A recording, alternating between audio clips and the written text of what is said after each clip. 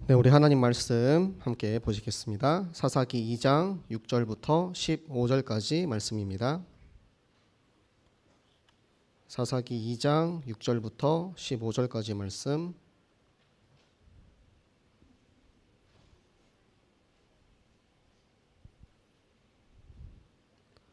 사사기 2장 6절부터 15절까지 말씀 우리 한 목소리로 같이 읽도록 하겠습니다. 전에 여호수아가 백성을 보내매 이스라엘 자손이 각기 그들의 기업으로 가서 땅을 차지하였고, 백성이 여호수아가 사는 날 동안과 여호수아 뒤에 생존한 장로들 곧 여호와께서 이스라엘을 위하여 행하신 모든 큰 일을 본 자들이 사는 날 동안에 여호와를 섬겼더라. 여호와의 종 눈의 아들 여호수아가 110세에 죽음에 무리가 그의 기업의 경내 에브라임 산지 가하스산 북쪽 딥낫 헤레스에 장사하였고, 그 세대의 사람도 다 그 조상들에게로 돌아갔고, 그 후에 일어난 다른 세대는 여호와를 알지 못하며 여호와께서 이스라엘을 위하여 행하신 일도 알지 못하였더라. 이스라엘 자손이 여호와의 목전에 악을 행하여 바알들을 섬기며 애굽 땅에서 그들을 인도하여 내신 그들의 조상들의 하나님 여호와를 버리고 다른 신들 곧 그들의 주위에 있는 백성의 신들을 따라 그들에게 절하여 여호와를 진노하시게 하였으되, 곧 그들이 여호와를 버리고 바알과 아스타롯을 섬겼으므로 여호와께서 이스라엘에게 진노하사 노략하는 자의 손에 넘겨주사 그들이 노략을 당하게 하시며, 또 주위에 있는 모든 대적의 손에 팔아 넘기심에 그들이 다시는 대적을 당하지 못하였으며, 그들이 어디로 가든지 여호와의 손이 그들에게 재앙을 내리시니 곧 여호와께서 말씀하신 것과 같고 여호와께서 그들에게 맹세하신 것과 같아서 그들의 괴로움이 심하였더라. 아멘. 네, 하나님께서 우리에게 전교인 어린이 여름 성경학교라는 최고의 축복의 자리를 주셨고요, 그 여름 성경학교를 마무리하는 연합 예배에 하나님께서 여호와의 증인들이 죽고 난 후라는 이 말씀을 주셨습니다. 하나님께서는 하나님의 시간표에 따라서 우리에게 꼭 필요한 말씀을 주시는데요, 우리의 후대들과 이번에 전교인으로 인도받은 여름 성경학교 때 하나님께서 우리에게 증인들이 죽고 난 그 이후에 후대들이 어떻게 변하였는지 말씀하신 그 이유가 무엇인지, 그것을 우리가 하나님의 말씀을 통해서, 살아있는 이 성경의 말씀을 통해서 확인하고 우리 자신의 문제를 바라보고 진단하며 갱신하는 시간표가 될 줄로 믿습니다. 자, 우리 먼저 증인된 여호수아를 먼저 한번 보도록 하겠습니다. 여기 나오는 여호수아는 우리 자신입니다. 하나님의 말씀이 강단을 통해서 우리에게 흘러올 때 이 말씀이 나에게 적용되는 거예요. 여호수아를 바라보면서 하나님께서 여호수아를 이렇게 인도하셨구나, 그렇다면 그 여호수아를 인도하신 것처럼 나를 이렇게 인도하고 계시고 인도하실 것이다, 이것을 찾는 시간이 되는 것입니다. 네, 하나님 말씀 함께 보도록 하겠습니다. 신명기 30장 11절에서 14절까지 말씀 우리 같이 보도록 하겠습니다. 신명기 30장 11절부터 14절까지 말씀입니다. 구약성경 309쪽에 있습니다.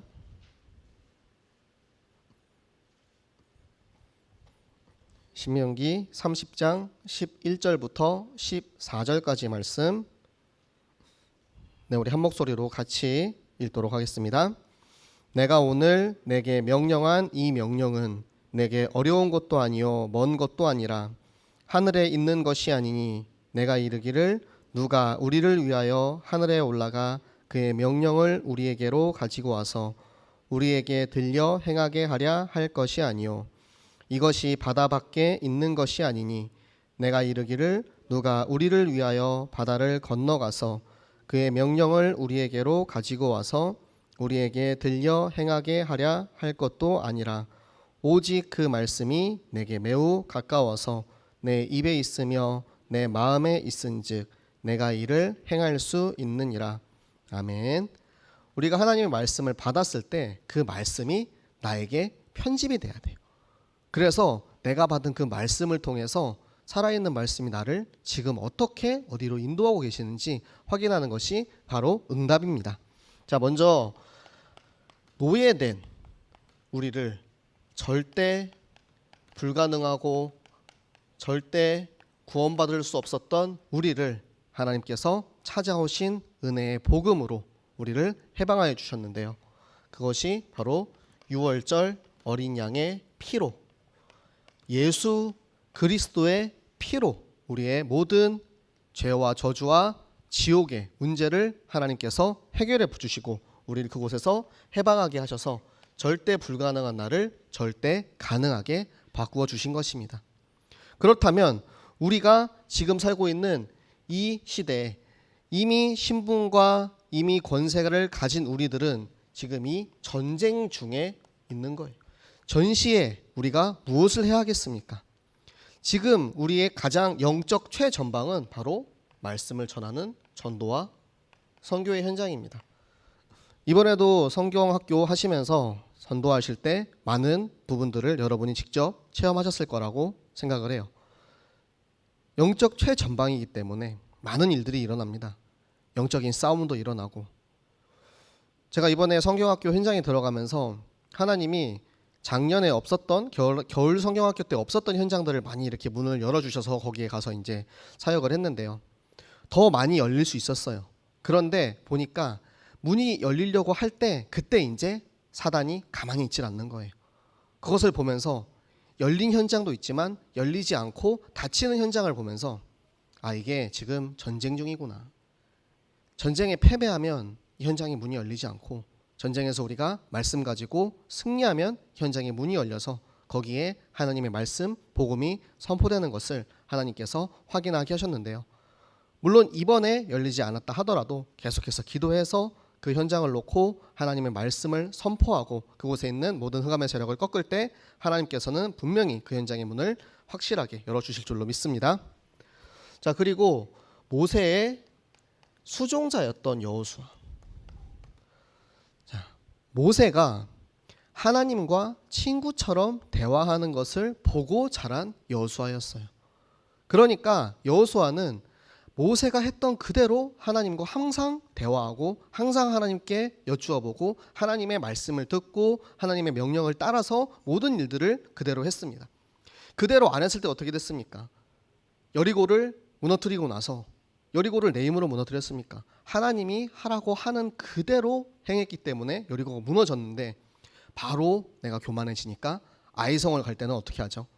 하나님께 여쭈어보지 않고 뭐 우리가 여리고 성도 무너뜨렸는데 저 아이성 정도는 충분히 할 수 있겠지. 그렇게 가니까 바로 아이성 전투에서 대패를 하게 되죠.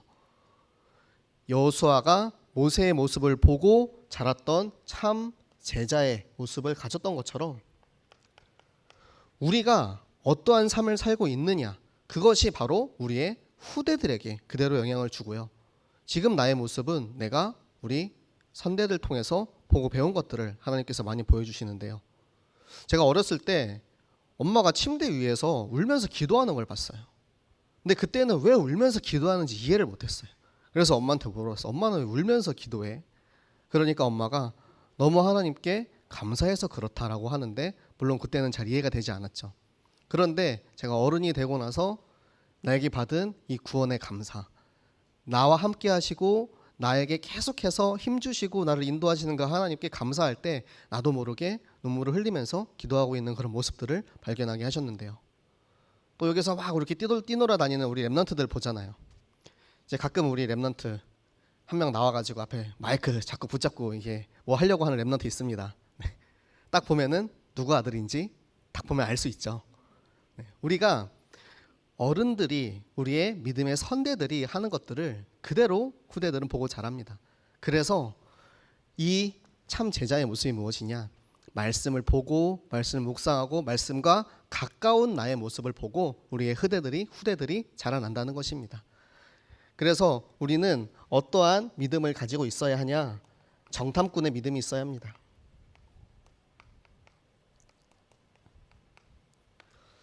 정탐꾼을 각 지파에서 한 명씩 12명을 보냈어요.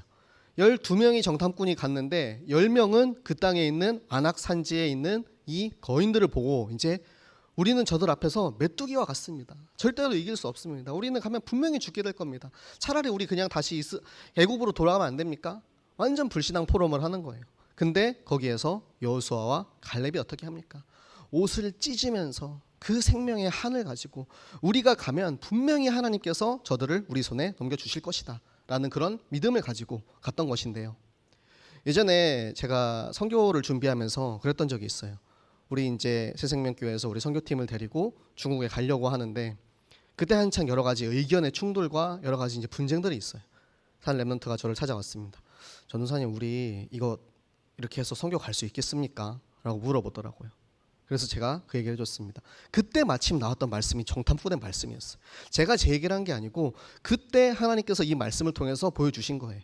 다른 사람들이 다 안 된다 할지라도 믿음 가진 여호수아 갈렙 두 사람만 있으면 하나님의 일을 이루신다. 지금 사람들의 그런 겉으로 보이는 모습에 속지 말고 하나님께서 어떻게 일하실지, 하나님께서 왜 이번 주에 우리에게 이 말씀을 주셨는지 우리가 같이 확인하고 기도하고 이겨내자.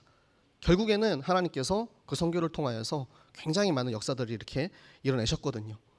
그러니까 정탐꾼의 믿음이 무엇이냐? 다른 사람 말, 다른 사람 생각, 그리고 세상이 말하는 거 다 안 된다고 하는 거, 그런 거 다 상관없이 오직 하나님만 바라보고 하나님의 말씀만 우리가 따라갈 때 결국 하나님께서는 당신의 계획을 우리를 통하여서 이루신다는 것입니다. 자, 그리고 우리를 하나님께서는 총사령관으로 부르셨는데요. 영적 전쟁을 할 때 이제 뒷짐 서고 뒤에서 하지 말라는 거예요. 성경학교 현장에서 우리가 직접 많이 보게 되죠. 사역을 하다 보면 물론 앞에서 사역하는 사람도 있고 뒤에서 기도로 후원하시는 분들도 있습니다. 그런데 이 뒤에서 기도로 후원한다고 해서 뒷짐 짓는 게 아니고 누가 할 테니까 나는 뭐 이런 마음을 이제는 우리가 내려놓아야 됩니다. 우리가 왜 전교인 어린이 성경학교를 합니까? 똑같이 사역자는 사역자대로 하나님이 사용하시는 거고요. 기도로 후원하는 사람은 기도로 후원한 대로 사용을 하시고 또 물질로 후원하는 사람은 물질로 후원한 대로 하나님이 다 사용을 하십니다. 거기서 내가 이제 주인의식을 가지고 이것은 나의 현장이다. 하나님이 나에게 주신 나의 현장이다. 내 직분과 내 상황에 맞게 하나님 일에 마음껏 쓰임 받을 때 앞장서서 그 영적 전쟁에 나아가는 거예요. 그러면은 하나님께서 어떻게 하시느냐? 여호와의 군대 대장을 통해서 그 전쟁에서 싸워서 이기게 하십니다. 내가 싸워서 이기는 게 아니에요. 내가 앞장서려고 하면 하나님께서 여호와의 군대 대장을 만나게 해주시는 거예요. 왜 여호수아가 만났습니까? 여호수아가 가장 앞에서 진격하고 있으니까 거기에 여호와의 군대 대장을 만난 거예요. 당신은 누구십니까?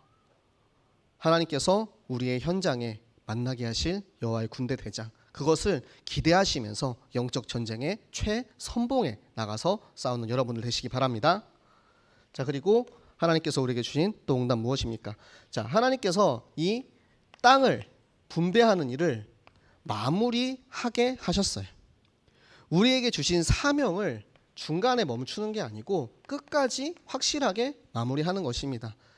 이번에 이 말씀이 나오고 증인들의 말씀, 그리고 증인들이 죽고 난 후에 후대에 대한 말씀을 들으면서 제가 렘넌트들의 모습을 한 번 더 확인하게 되더라고요. 렘넌트들의 모습을 보면서 증인들이 성경에서는 죽고 난 이후에 이들이 변했다고 하는데 우리 지금 살아있잖아요. 제가 증인인데 저 지금 살아있잖아요. 내가 지금 살아있는데도 우리의 후대들이 정신 못 차리는 걸 보니까 아, 이게 진짜 마무리를 확실히 해야겠다. 제가 언제 중국에 갈지 모르고 언제 죽을지 모릅니다. 언제 제가 이 렘넌트들과 만남이 끝날지 몰라요. 그런데 그런 마음을 주시더라고요. 오늘이 마지막인 것처럼 이 아이들에게 정확한 말씀을 확실하게 전달해야겠다라는 마음을 주셨어요. 항상 마지막인 것처럼 우리가 말씀을 전하면 하나님께서는 분명히 그 말씀 속에 담겨있는 하나님의 마음, 그 한 마리 어린 양을 위해서 99마리를 버리고 그 한 마리를 구하러 갔던 그 예수님의 마음을 가지고 우리 렘넌트들에게 정확한 말씀의 기준 위에 서게 하실 줄로 믿습니다.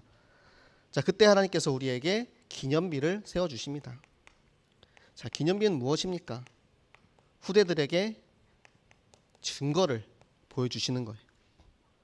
우리가 이 기념비를 바라보고 하나님께서 그래, 하나님께서 2021년도 성경학교 때 우리 새생명교회 56개, 57개가 됐죠. 57개 구역에 57개의 성경학교를 하셨구나. 그걸 이제 바라보는 거예요. 현수막을 그린 그 그림을 바라보며, 그 사진을 바라보며, 그래, 우리가 그때 그렇게 했었지. 하나님께서 그렇게 역사하셨지.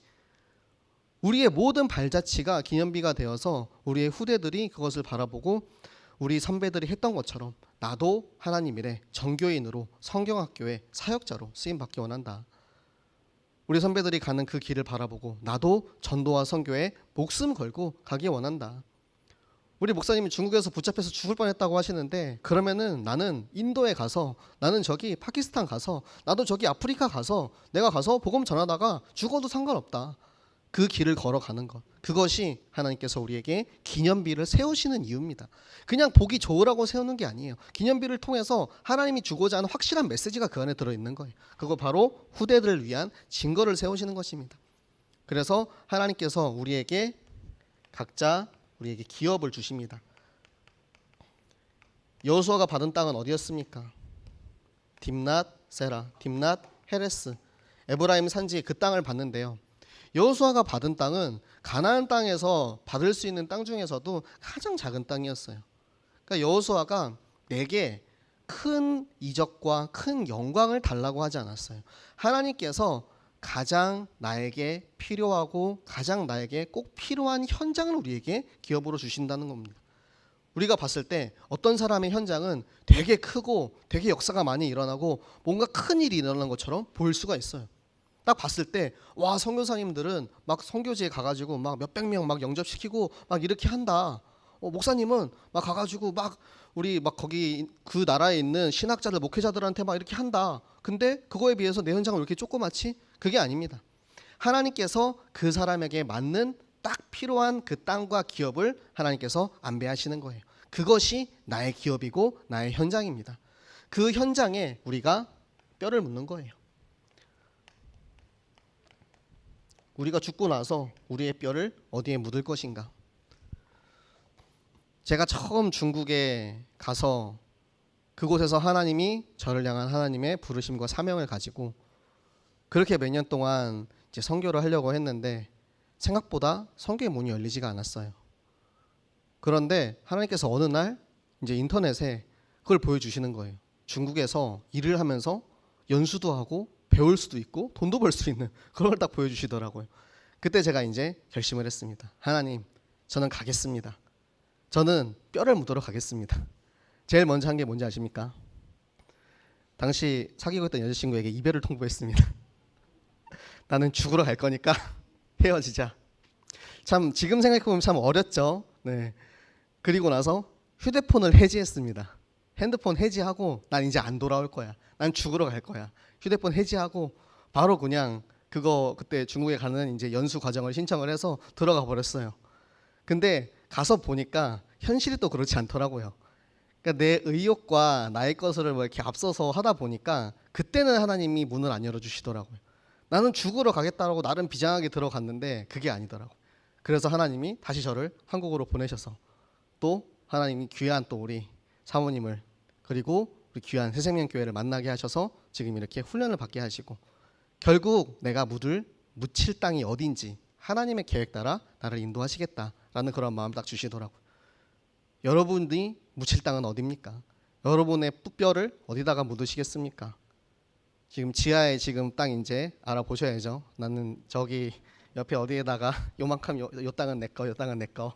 네, 여러분들 나의 기업, 내게 주신 그 땅에서 내게 주신 그 현장에 내가 뼈를 묻는다는 건 거기에 생명을 거는 거예요. 그냥 뼈만 묻는다는 게 그게 아니고 그 눈에 보이는 그 뼈다구를 거기다가 넣는 게 중요한 게 아니고 이곳에 나의 모든 생명을 다해서 이곳을 위해서 사역하겠다, 나를 바치겠다라는 겁니다.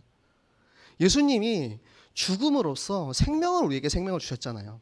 우리가 생명을 버리지 않으면 생명을 살릴 수가 없습니다. 그 심정이 없으면, 그 생명의 한이 없으면 한 영혼도 살릴 수가 없어요. 내가 예수님의 모습을 닮아서 나를 위해서 생명 주신 그 예수님처럼 나도 그 생명을 우리 교회를 위해서 바치겠습니다. 나도 그 생명을 이 한 영혼을 위해 바치겠습니다. 이 생명을 한 렘넌트를 위해서 바치겠습니다. 그것이 바로 뼈를 묻는 이 축복인 것입니다. 그래서 이 모든 증인들이 죽고 난 후에 어떠한 일이 있었습니까? 이들이 살아있을 때는 하나님을 잘 믿었다고 해요.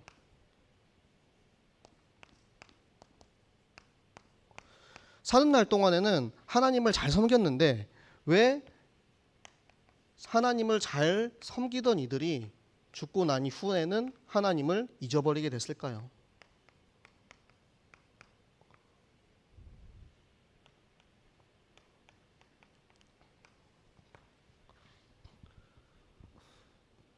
진짜로 내가 하나님을 섬기고 있으면 정말로 내가 이 증인의 결론, 나의 복음과 이 결론이 나 있으면 절대 하나님을 섬기고 있다가 떠날 수 없습니다. 하나님을 겉으로 보이게만 섬기면 이렇게 될 수 있어요. 보여주는 사역, 보여주기 위한 기도, 보여주기 위한 나의 전도와 이런 결론들이 어떻게 되냐면 결국에는 우리 증인들이 떠나고 난 그 이후에 다 무너지게 되는 거예요. 저는 이 말씀 듣는데 너무 소름이 끼치는 게 진짜 우리 렘넌트들의 현실이구나. 부모님이 시켜서 교회를 열심히 가요. 근데 부모님의 억제력이 통하지 않는 나이가 됐을 때 렘넌트들마다 나이가 다르더라고요. 어떤 친구들은 초등학교 때까지 잘하다가 중학교 올라오면은 그때부터 이제 말 안 듣고요. 어떤 친구들은 고등학교 올라가면 그때부터 단계별로 이렇게 봤거든요. 대학교 올라가면 거의 대부분 가짜로 이제 가장하고 있던 것들은 딱 실체가 드러나더라고요. 그러니까 시간의 차이가 있을 뿐이지 가짜는 결국 안 돼요. 가짜로 하나님 섬기는 척, 가짜로 예수님 내 안에 있는 척, 가짜로 내가 진짜 하나님 위해서 열심히 일하는 척 하는 것들은 결국에는 진짜 환난과 위기가 닥쳤을 때 드러나는 거예요. 코로나는 귀한 시간표인 것 같아요. 코로나를 통해서 진짜 적나라하게 드러나잖아요. 제가 너무 감사한 건 우리가 코로나임에도 불구하고 예배를 멈추지 않는다는 사실이거든요. 좀 되게 보수적인 사람이라서 코로나라고 예배 안 나오는 사람 있으면 좀 화가 나요. 코로나가 뭔 상관이야. 우리 마스크 쓰고 저거 간격 조절을 하고 예배 드리는데 지금 우리 영적인 생명이 죽어가고 있는데 그거 코로나라는 핑계와 그거를 이제 명분으로 삼아서 예배를 못 드린다? 처음 코로나가 시작했을 때 이제 당회가 있을 때 그때 이제 교육자들도 같이 참석을 했거든요. 그때 처음 의견 나왔던 게 2부 예배는 그대로 하되 주일 예배는 주일학교 예배는 하지 맙시다라는 의견이 나왔어요. 제가 그때 감히 그렇게는 할 수 없습니다. 그렇다면 저는 중고등부 예배 하겠습니다. 좀 되게 좀 버릇없을 수도 있겠지만 예배를 우리가 포기하는 것은 생명을 포기하는 것과 마찬가지예요. 예배를 포기하는 것은 그곳에 이제 우리가 진짜 위기가 닥쳤을 때 어떻게 하겠습니까? 우리가 휴거 이후에 나오는 그런 이제 영화들을 막 이렇게 보잖아요. 그러면 혼란이 막 이렇게 환란이 딱 다가왔을 때 그때 이제 하나님 모르는 사람들은 다 우왕좌왕하면서 어떻게 해야 될지를 몰라요. 그런데 하나님 믿고 하나님의 자녀들은 어떻게 되느냐? 결국에는 이 환란과 위기 속에서 나의 하나님을 만나서 하나님이 나를 데려가시는 거예요. 지금 이 코로나는 정말 작은 위기에 불과합니다. 근데도 이 진짜와 가짜가 나뉘고 있는 이 상황 속에서 앞으로 더한 환란과 위기가 오면 어떻게 하겠습니까? 지금 이거는 그냥 작은 훈련의 시간표에 불과합니다. 그래서 진짜 아무리 어려운 일이 있더라도 우리 증인들이, 우리 선배들이, 우리 목사님이, 전도사님이, 우리 선생님이, 엄마 아빠가 다 이제 안 계시더라도 우리 렘넌트들이 나는 말씀 하나만 있으면 내가 새생명교회를 지키고 나에게 이 하나님의 말씀, 성경 하나만 있으면 어떤 상황 속에서도 나는 이 말씀 의지해서 끝까지 싸워서 승리하겠다. 그 믿음이, 그 결론이 우리 렘넌트들에게 나야 할 것입니다. 그래서 이 바알과 아세라라는 것이 뭐냐면 지금 우리 랩런트들을 휘감고 있는 세상의 문화입니다. 뭐 랩런트들만 뭐 그러겠습니까? 어른들도 TV도 보고 유튜브도 보고 또 각자 이제 뭐 술이나 뭐 여러 가지 이제 세상 문화와 열심히 전쟁하고 있잖아요. 증인들이 눈으로 지켜보고 있다가 보는 사람이 딱 사라지잖아요. 그러면은 그때부터 이제 슬쩍 드러나요. 마귀가 숨어 있다가 이제 저 지켜보고 있는 저 파수꾼이 사라졌어. 그러면은 와서 이제 살살살살 꼬시는 겁니다. 하나님이 안 계실 때 뱀이 하와에게 와서 살살살 꼬셨던 것처럼 이제 우산이 사라지면 우리를 보호하고 있는 우산이 없어지면 그때부터 이제 마귀가 와서 우리를 꼬시기 시작하는 거예요. 야, 이거 봐봐. 얼마나 편리해. 얼마나 좋아. 오늘 한 번만 그렇게 하자.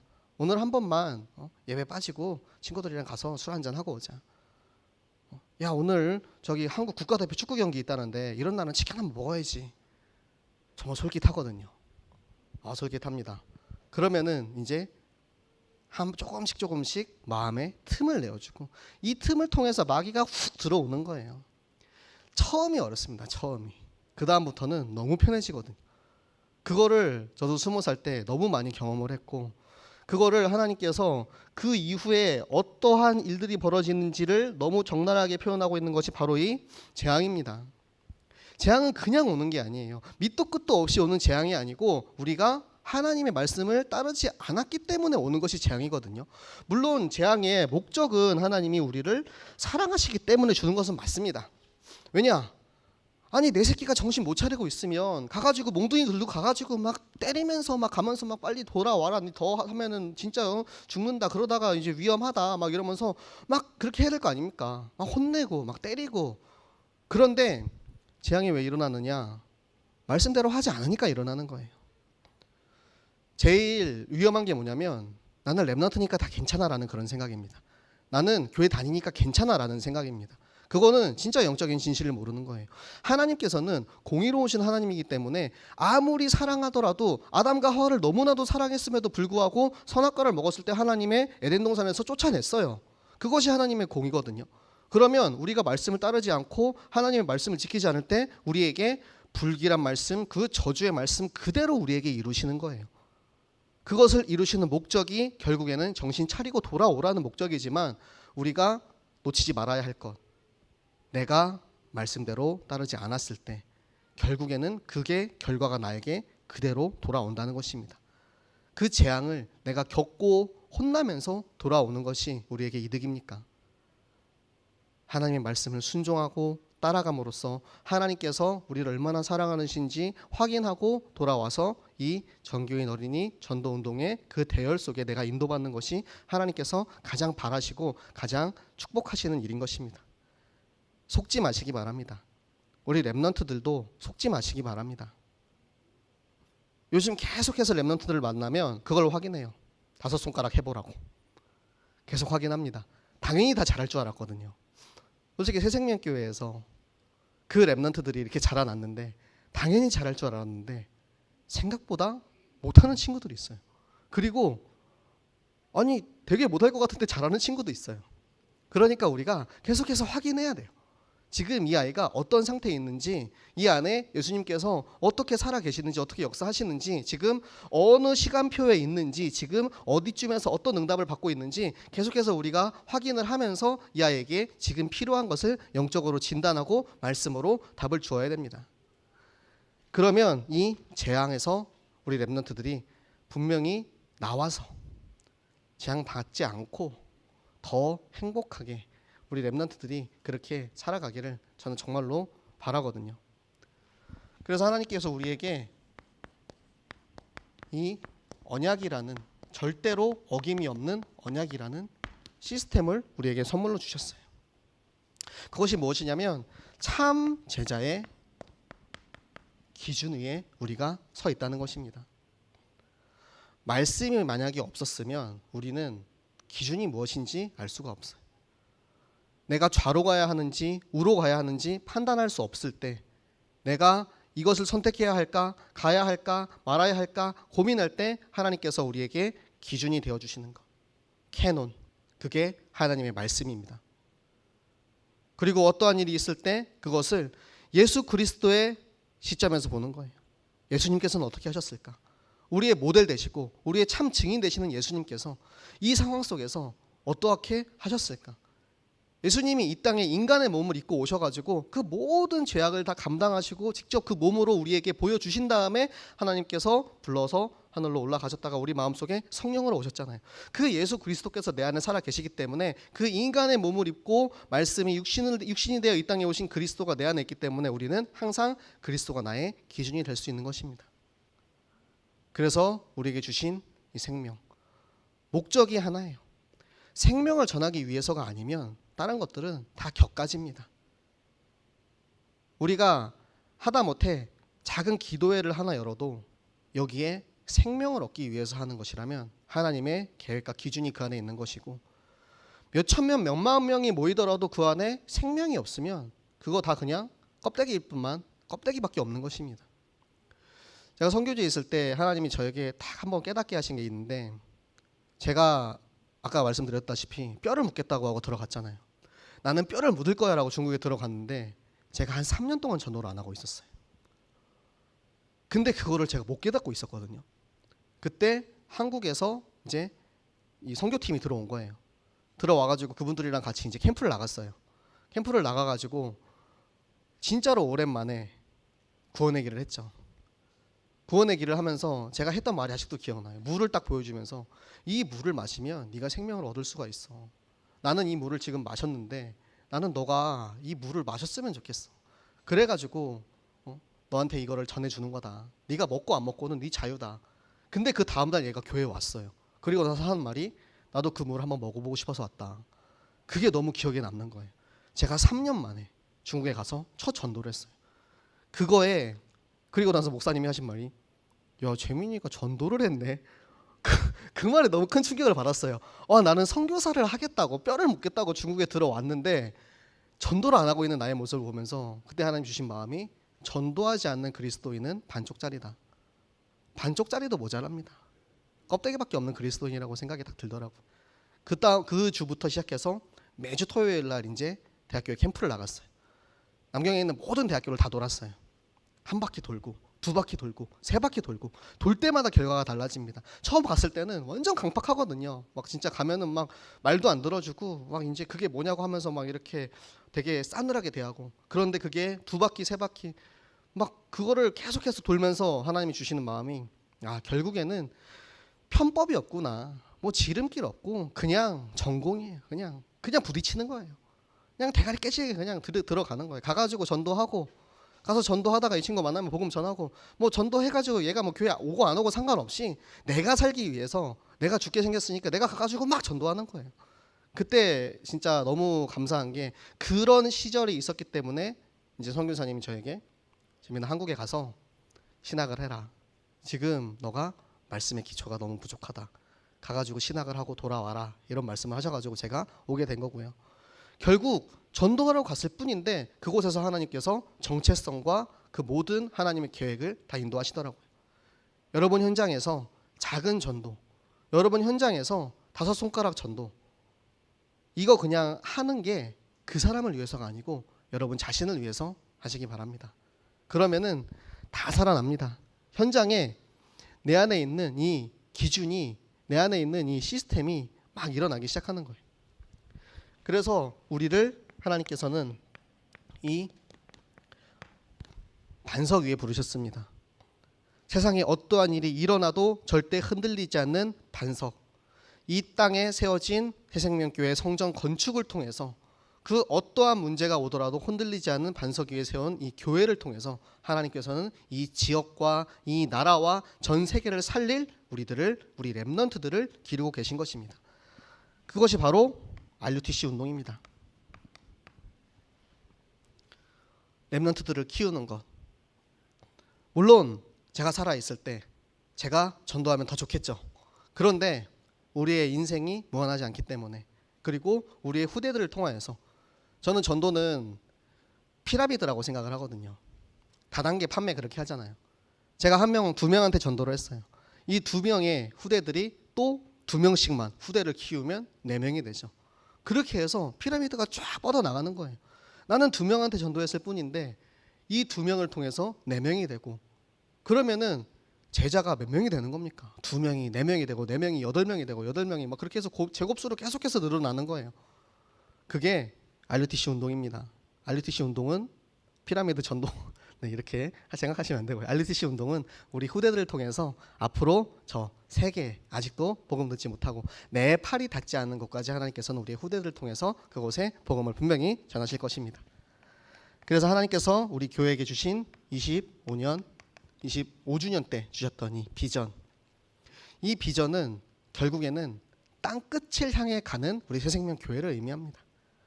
우리 교회 1만 성도 채워가지고 우리끼리 막 이렇게 좋자고 하는 게 아니고, 그 1만 성도가 나아가서 3,000명의 제자를 세우고 그 3,000명의 제자를 통하여서 500개의 지교회가 세워지고 1,000개의 성경학교가 되고 그곳에서 자라난 후대들이 20개국의 선교사로 파송하러 나가는 것, 237 나라 5천 종족의 그 땅끝에 있는 이들에게 복음을 전하러 나는 그것까지가 우리 교회 25주년에 우리에게 주셨던 그 생명의 목표인 것입니다. 이것이 바로 개인화, 교회화, 현장화, 세계 복음화의 응답입니다.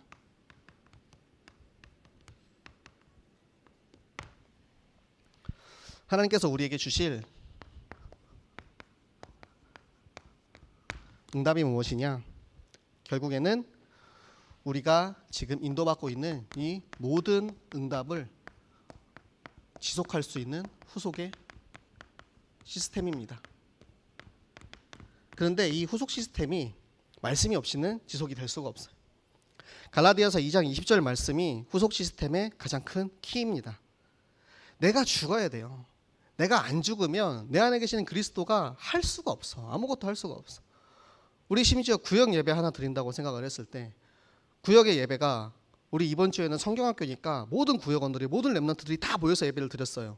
그런데 다음 주에 이제 성경학교 끝났어. 성경학교 끝났으니까 뭐 이제 끝났으니까 나는 이제 빠지게요. 바로 아직도 내 안에 살아있는 창세기 3장이 드러나는 거예요. 전교인 어린이 성경학교의 응답은 날마다 365일 매주 구역의 예배가 성경학교화 되는 것이 후속 시스템의 가장 기본적인 응답입니다. 그런데 한 번 딱 하고 나서 빠지는 건, 뭐 우리는 그러면은 1년에 2번 전교인 합니까? 여름 성경학교, 겨울 성경학교 때만 전교인 합니까? 우리가 매일매일 매주 전교인이잖아요. 그게 우리 새생명교회의 정체성이잖아요. 그렇기 때문에 내가 죽고 아직도 내 안에 살아있는, 이번 주에는 조금 힘든데, 조금 바쁜데, 조금 이제 좀 빠졌으면 좋겠는데, 내가 죽고 내 안에 계시는 그리스도가 살아서 그 그리스도가 나를 인도하는 후속 시스템의 응답을 여러분 모두 누리시기를 바랍니다. 자, 그리고 우리의 이제 렘넌트를 이제 증인으로 세우는 겁니다. 지금까지는 우리가 증인되기 바빴잖아요. 내가 증인이 돼가지고 우리 렘넌트들을 세우기 바빴잖아요. 그런데 이제는 렘넌트를 증인으로 세우는 거예요. 우리 요즘 렘넌트들이 나와서 사역하고 포럼하고 하는 걸 보면서 다들 이제 굉장히 뿌듯한 마음을 느껴요.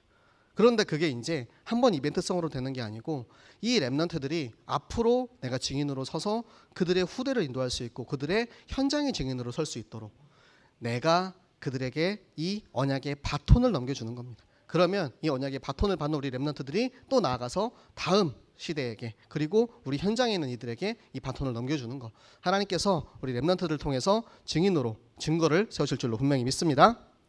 자, 그리고 마지막으로 나의 복음입니다. 사도행전 3장 6절의 말씀, 베드로의 유명한 말씀이죠. 은과 금은 내게 없으나 내게 있는 것을 내게 주노니 나사렛 예수 그리스도 이름으로 일어나 걸어라. 내 복음, 나의 복음, 나의 5손가락, 내 안에 살아계시는 예수 그리스도, 내가 먼저 그것으로 확인하고 확신하고 누리며 나아가는 것입니다. 우리의 증인들이 죽고 난 이후에 생각을 해보세요. 우리의 시대가 다 끝나고 나서 우리 렘넌트들이 자랐는데 그 얘기하는 거예요. 야, 우리 10년 전에는 우리 전교인이 모여서 성경학교 했었는데 10년 전에는 그렇게 다 보여줬었는데 요즘은 참 안 된다, 그치? 야, 우리 PC방이나 가자. 자, 이 모습이 근데 무서운 게 뭐냐면 10년 후에 일어나는 일이 아니고 지금도 일어나고 있기 때문에 말씀을 드리는 거예요. 우리가 사진을 다 올렸잖아요. 카톡방에 전 구역 사진이 다 올라왔어요. 그런데 보면서 여기에 있어야 하는 렘넌트가 왜 없지? 이 구역에 우리 중고등부 렘넌트가 저기 있어야 되는데, 우리 대학부 렘넌트가 저기 있어야 되는데, 우리 청년이 저기 있어야 되는데, 얘가 분명히 지금 출근할 시간이 아닌데, 학교 갈 시간이 아닌데 왜 없지? 그걸 딱 보고 지금 하나님께서 이 말씀을 주신 이유가 있구나. 우리에게 이 말씀을 주신 이유가 있구나. 지금 우리의 상황을 하나님께서 보고 하나님의 말씀을 거울 삼아서 나를 보고 우리가 지금 안 되고 있는 것을 확인해서 우리 렘넌트들에게 이 나의 복음을 확인하고 이들이 있어야 할 자리가 어딘지, 그리고 내가 지금까지 가짜로 살았다면 그 가짜로 살았던 나를 시인하고 인정하면서 나가는 거예요. 안 믿어지는 거 정상입니다. 저도 20살 때까지 안 믿어졌어요.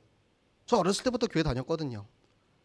저 초등학교 때 교회 가가지고 막 성경 암송대회 나가서 1등하고 막 상품도 받고 막 그랬어요. 그런데 내가 20살 때까지 예수님이 그리스도라는 사실을 안 믿어졌다니까요. 그냥 교회 습관적으로 간 거예요. 가면 친구가 있고 거기 가면은 이제 엄마 아빠가 좋아하고 거기 이제 선생님 보고 이제 같이 이렇게 재밌게 놀고 하니까. 그런데 그 예수가 그리스도라는 그 예수님이 정말로 살아서 내 안에 들어오는 그 시기까지 저는 10년이 넘게 걸렸거든요. 우리 렘넌트들이 안 믿어진다고 해서 그것이 잘못되지 않았다는 것을 꼭 전달해 주시기 바랍니다. 안 믿어질 수 있어요. 그런데 안 믿어지더라도 우리가 정확한 복음을 얘기를 하고 그것을 너희가 스스로 선택을 해라. 이것까지는 우리의 역할인 거죠. 이것을 안 해주고 그냥 예수님 어디 계시지? 내 마음속에. 이 대답 하나에 끝나는 게 아니에요. 진짜로 예수님이 살아계셔서 내 안에 계시다라는 그 복음의 확실한 응답이, 확실한 믿음이 없으면 이 시작부터 안 되는 거예요. 시작부터 안 되는데 어떻게 응답을 받습니까? 내가 지금 아직도 이 절대 불가능 전적 부패한 속에 있는데 그 다음에 애들한테 가가지고 전도하라 그러면 전도할 수 있겠습니까? 나의 복음이 없는데, 내 안에 그리스도가 안 살아있는데. 그래서 우리가 내가 지금 증인으로 살아있을 때 내가 있는 나의 현장에서 우리의 제자들, 우리의 후대들에게 정확한 복음을 전달하고 확실한 말씀의 반석 위에, 이 교회의 기둥 위에 우리 렘넌트들이 설 수 있도록, 우리 후대들이 설 수 있도록 그 일에 내가 쓰임받고 내가 확실한 하나님의 말씀 가진 증인으로 세워지시기를 예수 그리스도 이름으로 부탁을 드립니다. 네, 우리 함께 기도하도록 하겠습니다. 기도하실 때 가장 먼저 하나님, 나의 복음, 나의 5손가락, 내가 정말로 이 그리스도의 복음이면은 충분하고 완벽하며 나의 모든 것이 될 수 있도록 내 안에 생명으로 역사하여 주시옵소서.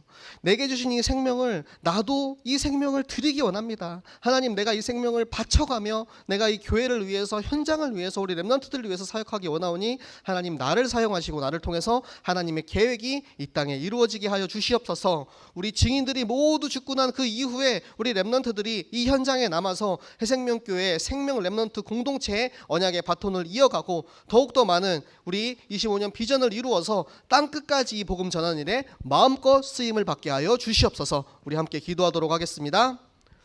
살아계신 하나님 아버지, 감사합니다. 하나님